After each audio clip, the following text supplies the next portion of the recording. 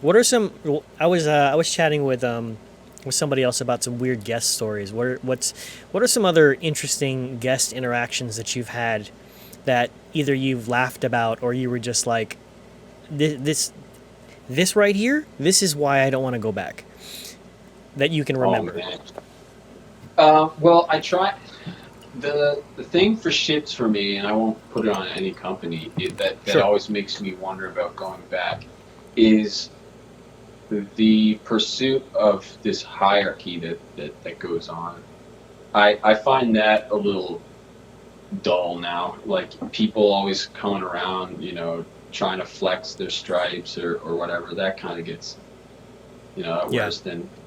But with guests, we're in a position uh, that we're really lucky. Every 3 minutes of your job, someone's being nice enough to like give you a round of applause. Like even if you suck, you Yeah. know what I mean? Like if you're at Subway, imagine every sub you finish making, everybody's like, even if you suck at making that sandwich, you know. So we're lucky. I mean, that's cool.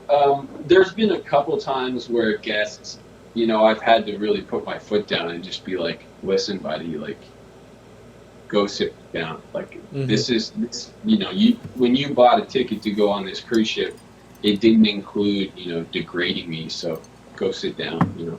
Did you say that verbatim? Oh, it was a lot worse. Oh wow. Yeah, That's I why was I really like you, mad. Michael. You're not afraid to say some shit like that. That's great. Yeah, and then I made sure to immediately walk to the cruise director office and tell them Yeah. what I said to before lessen they the before blow. they file the complaint. Yeah. But they were good. The company doesn't want people just because they bought a ticket to just walk all over their Oh employees yeah. either. Absolutely. So Absolutely. I've seen them fight for and the employees. the guy was like out of line too. It was to a degree that was like you know, but it started from a guy when I was playing in the Michaels Club. It started. I feel like you guys were on this, but Might have been. it was cool. But you know how you have the monitor, right? Yeah. This guy parks his seat less than 2 feet from the monitor, Oh. and he just starts screaming like the music's too loud. And I'm like, well, I said as nice as one can. Like you're sitting in front of a monitor. Like that Yeah. speaker needs to be on so that I can hear myself. Uh huh. And then that wasn't the issue. That was just the thing that started it. Then that kicked him up to like kind of like, do you know who I am, sort of thing. Oh. And Okay. I don't know. I just really hope I never get to know who you are from the couple seconds that you've told me about Uh huh. yourself. But yeah, I don't know. Actually, as the years go on, I want to be on ships more rather than less. As weird as that sounds, Interesting. Why is that? because I think the government, if you will, that is the company. Like if you look at uh, ship life in the sense of it being a society, it just makes way more sense. Like with different countries, everybody has these different, levels of liberties and like what views are acceptable. Um, but on a cruise ship, everybody gets the exact same amount of abilities to believe what they want, and in that like hard line of like lack of tolerance for sort of intolerance, I guess, it makes everybody get along really well. Yeah. Do you know what I mean? Yeah. Like, how many times can you ever remember there being like a fist fight or someone like even like screaming at the top of their lungs to the point where it's like people are pulling each other? Like that just doesn't happen. So Yeah. you'll have hundreds of hammered people dancing and having fun, and no one ever has a fight. Right. You know, Yeah. when there is things that would tick people off. Like for example, like people are really tired. They've been working like crazy. You think that they would be on edge and that they would like go off the handle, and yet nobody fights because with this sort of governing from the company saying like these are the rules and there's no flexibility, like you get to believe what you want to believe, you know, your religion is okay, your sexuality is okay, the color of your skin's okay, the fact you're a woman in a higher position is okay, everything is okay. Mm-hmm. The only rule you can't do are making people feel bad when they're not like you.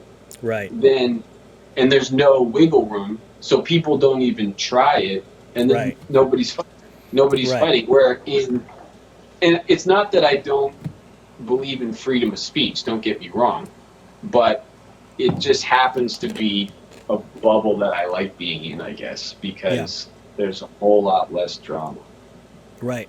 No, that's a really great thing to bring up because, you know, even when it comes to the ship having to intervene, they do a really great job of training Yeah, for the zero tolerance and the cultural awareness that they even prepare you from it for it rather.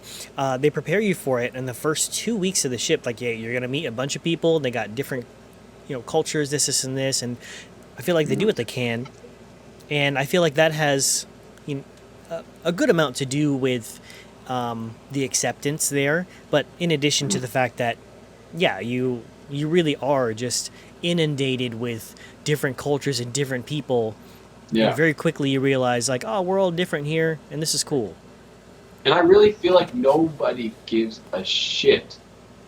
Like, no, you know, when when you remove the ability for people to just start talking about their opinions so loudly, I feel like they get used to, or there's normalcy that's created about everybody that might be different around you, and then this acceptance happens, and then I really feel like no one cares if you act or look different on a ship.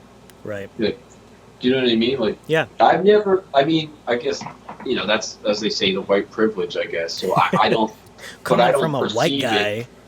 Yeah, I don't perceive it though. I don't. I mean, I don't. I know. I mean, that's the essence of the privilege, I guess. But I don't. Right. I don't really hear or see the stories where there's like big issues of people, you know, being homophobic or racist or Hmm. anything on the ship. So it's really good. I Well, think. shoot, on the last ship that I was on the Millennium, they had like a drag contest in the theater, Yeah, where yeah, they brought the dudes from like Indonesia, Philippines, you know, like where there's a lot of yeah. fluid gender. And anyway, so they were on the ship and they were just like, you know, strutting their stuff, and like the theater, I feel like it was about 60% occupied by crew, only crew, and they were cheering them on. I thought it was like, dude, Oh wait, yeah, I that's was so there. Yeah, awesome. yeah, Were you there? yeah. Was that the guy from Jamaica and he like did the splits and it was like I can't remember because it was a while ago. But I mean, regardless, that was you crazy. know, Yeah, yeah, dude, I it's think so awesome. no, I think that was because I'm pretty sure I went and watched it with maybe you and Lacey. But anyway, But that actually that makes sense. It might have been yeah, because I yeah. remember Lacey being there. So it might have. So then it might have been. What ship was that when we were in the Mediterranean, and then It Lacey would have and I been were only there for it like had been 7 weeks. Silhouette. I think. No, it wasn't Silhouette. There was another. I think you and I were on the same contract. Were we only on one contract? We were on two contracts together, but one was Norwegian and one was Celebrity. Okay, gotcha.